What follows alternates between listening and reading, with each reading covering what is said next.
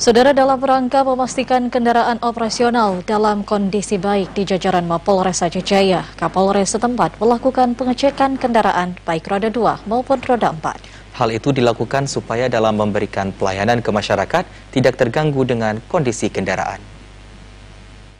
Ratusan kendaraan operasional milik Polres Aceh Jaya dilakukan pengecekan kondisi kendaraan. Pemeriksaan tersebut dipimpin langsung oleh Kapolres yang didampingi oleh Wakapolres dan juga pejabat utama yang bertempat di halaman Mapolres setempat. Dalam pengecekan ini, Kapolres melihat kondisi fisik kendaraan Kapolres Aceh Jaya dan juga mengecek jumlah kendaraan yang ada di Mapolres, termasuk yang ditempatkan di Mapolsek. Kegiatan pengecekan dan pemeriksaan kendaraan dinas yang dilakukan oleh Kapolres bertujuan untuk memastikan kondisi kendaraan dinas. Selain itu, kegiatan ini untuk memastikan langkah dalam persiapan ke depan untuk memberikan pelayanan sehari-hari kepada masyarakat. Pengecekan kendaraan roda 2 maupun roda 4 meliputi kebersihan kendaraan, pengecekan minyak rem, oli, lampu rotator, dan juga semua perlengkapan perorangan.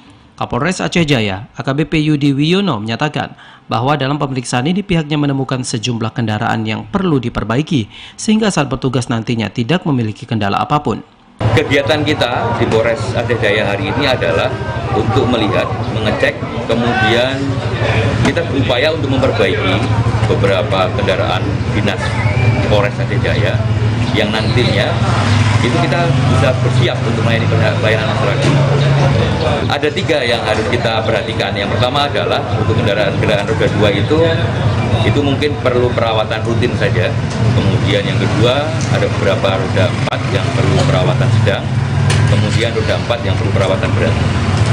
Pengecekan tersebut bukan hanya kendaraan milik personel Babin Kamtipmas saja, namun kendaraan milik pejabat utama juga ikut diperiksa.